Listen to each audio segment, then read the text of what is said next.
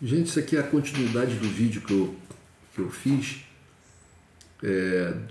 a respeito do Ricardo Henrique Rao, indigenista, que depois de fazer um dossiê sobre uma série de crimes acontecidos lá na região onde ele trabalhava, na Amazônia, e tem enviado esse dossiê para a Comissão de Constituição para a Comissão de Direitos Humanos da Câmara dos Deputados. Ele pediu asilo na Noruega e saiu do Brasil porque viu que ele seria o próximo a morrer. Eu vou dar continuidade.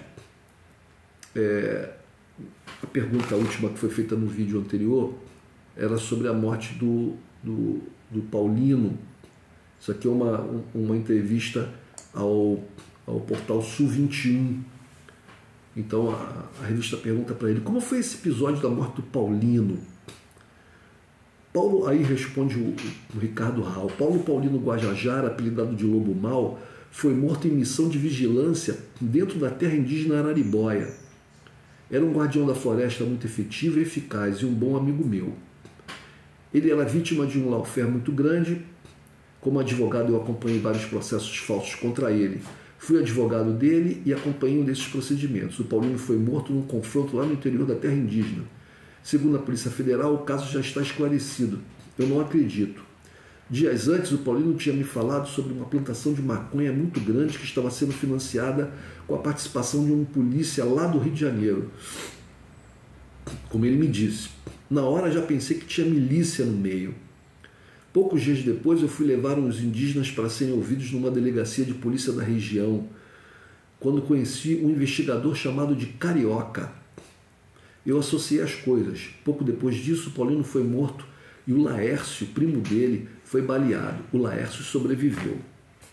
Depois da morte do Paulino, eu sabia que seria o próximo. Esse Carioca já tinha me dito, usou um termo obsceno que não vou repetir, diz o Rao, que aqui namoradinho de índio morre cedo. Então eu preparei um dossiê relatando todos esses fatos criminosos e encaminhei para a Comissão de Direitos Humanos e Minorias da Câmara dos Deputados, na época presidida por um deputado do PT que era padre, não lembro o nome dele agora. Até onde eu sei, não fizeram nada, a coisa parece que não avançou. Tentei protocolar no gabinete do Túlio Gadelha, deputado federal pelo PSB, que é o marido, namorado, companheiro da Fátima Bernardes, né? A famosa apresentadora de televisão Fátima Bernardes. Mas não tive sucesso. Eu sabia que ia vazar, porque sempre vaza, e que a partir daquele momento minha vida ia valer muito pouco. Por conta disso eu me desloquei até a Noruega, onde eu tinha contatos com povos tribais de lá. Eu havia feito contato com alguns líderes deles durante a Olimpíada Universal dos Povos Indígenas, que ocorreu em Palmas durante o governo Dilma. Quando a gente olha para o passado, vê que dias legais tivemos naquela época. Eu fiz contato com eles e me disseram que iriam me ajudar a conseguir asilo na Noruega, o que acabou acontecendo. Pergunta a Sul 21. Houve um pedido formal, então, de asilo diplomático na Noruega? Responde Rao. Sim, houve. E quero agradecer aqui ao deputado Orlando Silva, que intercedeu por mim junto às autoridades norueguesas. A Sônia Guajajara, que também intercedeu por mim. A doutora Diana Franco, uma promotora de justiça. Se não tivesse havido um pedido formal, eu não teria contado com tanta proteção por parte do governo norueguês. Então você saiu do Brasil em 2019 e não conseguiu voltar mais? Responde Rao. Sim, agora eu estou em Roma. Em 2019 eu consegui asilo provisório da Noruega, onde fiquei até março deste ano. O meu advogado me advertiu que, como eu tenho cidadania italiana, era certo que o governo norueguês não iria me conceder o asilo definitivo. Ele me disse que, se eu quisesse, podia ir empurrando essa situação e ficando na Noruega. Eu venho de uma faculdade de Direito, que é uma espécie de quimer vermelho dos cursos jurídicos do país, a Unesp, Franca. Estou sempre em contato com meus companheiros de lá, colegas, professores, juízes e promotores. Nós quebramos a cabeça para arrumar uma maneira de tentar buscar justiça e dar uma resposta jurídica aos crimes reiterados de Jair Bolsonaro. Uma das ideias que nos ocorreu é o que eu vim fazer aqui em Roma. No genocídio da Covid, patrocinado e executado pelo Bolsonaro, pelo Pazuello, pelas Forças Armadas, que ficaram fabricando cloroquina, entre as vítimas fatais, há um número de estimados na casa das centenas de brasileiros e brasileiras que também tinham cidadania italiana. Esses mortos estão sujeitos à proteção das leis italianas. Já existe jurisprudência nesse sentido, como é o caso do coronel Attila Rossetzer, que matou um cidadão italiano na Operação Condor.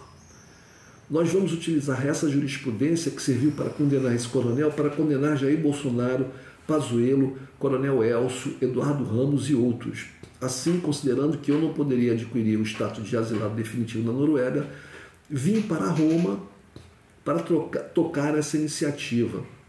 E faço aqui um apelo aos gaúchos que lerem essa entrevista. Sei que tem muitos italianos aí. Estamos precisando de pessoas que perderam familiares ou amigos com cidadania italiana, que se dispõem a participar dessa ação, identificando essas pessoas para nós. Quem perdeu um nono ou uma nona, que é avó italiana, não se conforma com essa morte inevitável, nos ajude a identificar vítimas para que a gente possa tomar as medidas necessárias aqui na Itália. Fica aqui o pedido, né? Se você é descendente de italianos, se você tem cidadania italiana e teve algum parente seu morto na pandemia aqui no Brasil, né? Por Covid-19, né? Por falta de vacina, por falta de atendimento, você pode tentar um contato com o Ricardo Henrique Hall lá em Roma para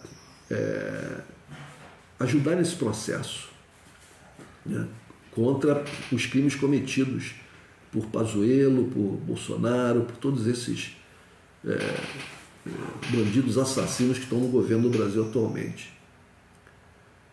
Estamos aqui lutando com a maior dificuldade. Estou morando numa ocupação aqui em Roma, graças a uma articulação feita por companheiros sem teto.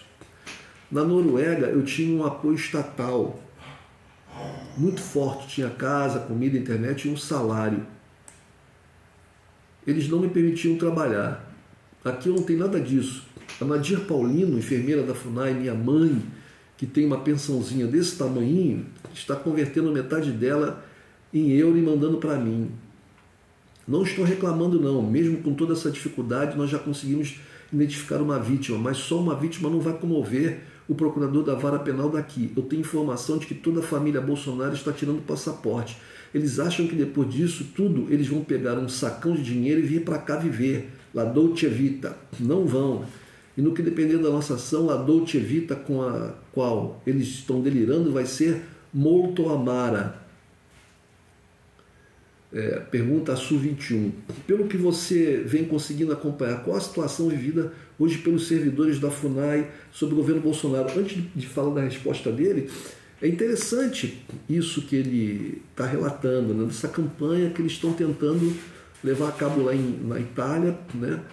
Para que a justiça italiana condene aqueles responsáveis aqui no Brasil pela morte de cidadãos italianos na pandemia da Covid. É muito interessante isso, gente.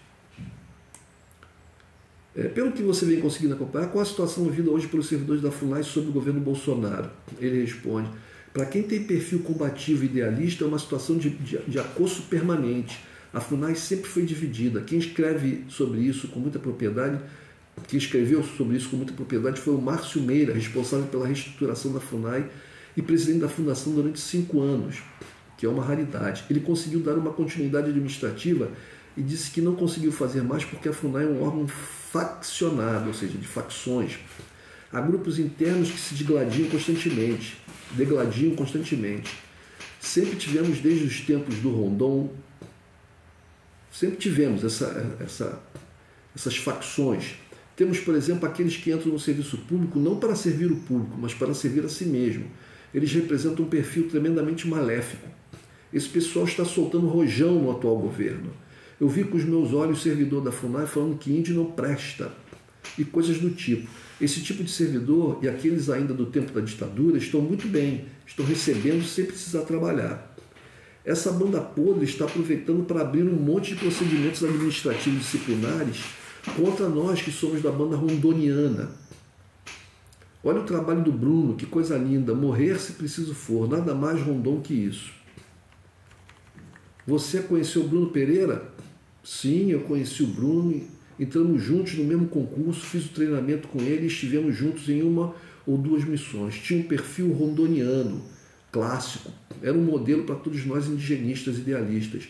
O Bruno é um exemplo disso que eu estou falando. Ele não saiu da FUNAI porque foi exonerado a mando desse Sérgio Moro, que deu a ordem para destituí-lo da sua função de coordenador-geral dos índios isolados.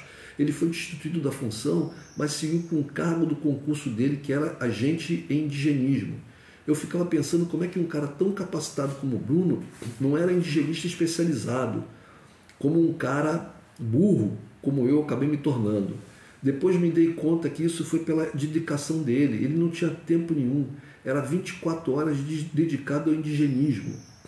O Bruno pediu essa licença para se preservar do assédio laboral que iam arrumar para cima dele. Ele ia acabar sendo demitido e por isso pediu a licença. Eu também tentei pedir essa licença, mas ela me foi negada porque queriam que eu ficasse lá perto dos milicianos que eu tinha denunciado para me ver morto. Sul 21. O desaparecimento dele, de Dom Philips, está repercutindo muito aí na Itália também? Sim, muito. Daqui a pouco, inclusive, vou dar uma entrevista para uma televisão italiana sobre isso. Não sejamos ingênuos, né? Aqui o nome do Bruno sempre me vem em segundo lugar. Em primeiro vem o Dom, mas esse é um mal que vem para o bem. Isso serviu para mostrar ao mundo quem é Jair Bolsonaro e quem é o Exército Brasileiro. Achei uma grande indignidade em uma declaração do Mourão que eu vi ontem. O homem é general do Exército, a origem dele é o Batalhão da Infantaria da Selva, e ele vem dizer que lá é perigoso mesmo. Foi a declaração do Mourão. O vice-presidente do Brasil, general do Exército da Infantaria da Selva, quer dizer, a parte do Exército justamente que se dedica à luta na selva, né? E que deveria estar dando proteção àquela população indígena, brasileiros que vinham lá. O próprio Mourão, né, como ele mesmo fala, ele é um descendente de índios que quer ficar branco, né, porque ele já deu declarações sobre a limpeza da raça. Quando ele mostra o netinho dele, que é lourinho, ele fala assim, a purificação da raça. Você vê a mentalidade desses caras, bicho. Isso é para vocês verem a mentalidade desses caras. Os caras que estão no poder no Brasil.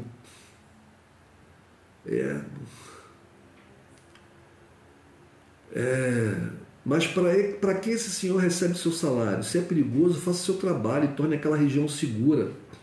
Esse governo serviu para que enxergássemos o grau de decomposição das Forças Armadas. É o império da mamata e da inépcia. Exatamente isso. Exatamente isso. A pergunta ao Sul 21. Como está a sua situação legal hoje dentro da FUNAI? Ricardo, eu fui criminosamente exonerado. Cabe destacar aqui um detalhe do direito administrativo. Você só pode exonerar um servidor público da função dele, não pode exonerar do cargo. Eu sou indigenista especializado. Para a FUNAI se livrar de mim, só tem um jeito, me demitindo. E eles só podem me demitir se eu fizer alguma coisa muito grave. E depois de um processo disciplinar. Assim que me concederam o asilo diplomático, a FUNAI cortou meus vencimentos. Era para eu ter continuado não recebendo tudo, mas o básico sim. Foi até bom que tenham cortado. Acho antiético isso. Como ia ser muito trabalhoso para eles encontrarem uma razão para me demitir, eles retornaram ao meu estágio probatório. Como disse, eles podem exonerar um servidor de sua função ou durante o estágio probatório, que são os 3 primeiros anos em que você trabalha. Quando eu saí do Brasil, eu já tinha 10 anos de FUNAI. Eles arrumaram um erro formal no meu estágio probatório lá em 2015 e a partir daí eu fui exonerado e condenado a devolver todos os meus salários e diárias que recebi depois do meu estágio probatório, no qual foi aprovado com nota máxima. Eu tenho elogios de todas as coordenadorias regionais por onde passei. Fui nomeado para 3 cargos de chefia. Vocês vejam como um Estado fascista, ele corrói por dentro o Estado, né? Ele vai destruindo por dentro, destruindo passando por cima das normas, das leis, por tudo. Impressionante. Então, do ponto de vista formal, eu me encontro na condição de exonerado por não ter superado o meu estágio probatório. Uma decisão tão esdrúxula que eu nem me preocupo com ela. Advogados e juízes já me garantiram que é uma decisão tão absurda que conseguiremos uma liminar contra ela facilmente quando eu retornar ao Brasil. Você pretende voltar ao Brasil e voltar a trabalhar na FUNAI? Claro, pretendo sim. Não sou imigrante, não. Só não sei quando. O futuro é um grande ponto de interrogação. Esses criminosos estão empoderados. Toda a estrutura do Estado está infiltrada. Com a vitória do Lula, ele vai ganhar o governo, mas a gente precisa saber como será para ele ganhar o Estado. O Supremo Tribunal Federal deu ordem para não se invadir a favela. Eles invadem todo dia, matam e ainda falam. E aí, Supremo? Nós não estamos vivendo no império da lei. Eu afrontei diretamente esse grupo político criminoso. Não sei quanto tempo vai levar para ser seguro o meu retorno. Na verdade, eu não sei se vai ser seguro o meu retorno algum dia. Eu estava conversando com a deputada Maria Dantas e ela me disse que vai demorar muito tempo. É como um pesar muito grande que eu vejo o que está acontecendo no nosso país. Para mim, o Brasil está parecendo a Espanha no período pré-guerra civil. Essa foi a entrevista do Ricardo Henrique Hall ao Sul21, portal Sul21, sul21.com.br. Gente, é isso, é triste. Nós todos aqui que estamos aqui no Brasil e que nos posicionamos contra o governo Bolsonaro, corremos risco. Meu canal é um canal pequeno, é um canal sem expressão, mas eu faço esses vídeos e coloco aí e fica público. Volta e meia aparecem uns nazifascistas me ameaçando, como aconteceu no último vídeo que eu fiz sobre Portugal. Essa pessoa parece ser Portugal, porque o ícone o avatar que ele apresentava lá era a bandeirinha de Portugal e o nome era Acorda Portugal. E aí ele falou, o comentário que ele fez lá, mais ou menos assim: pelo que tudo indica, és um comunista, mas nós continuamos te observando e rindo. É isso aí. Meus amigos e minhas amigas, infelizmente essa situação. Temos que acabar com esse governo logo e nos mobilizarmos para depois, no próximo governo, a gente expulsar essa corja de bandidos que estão no poder. Um abraço.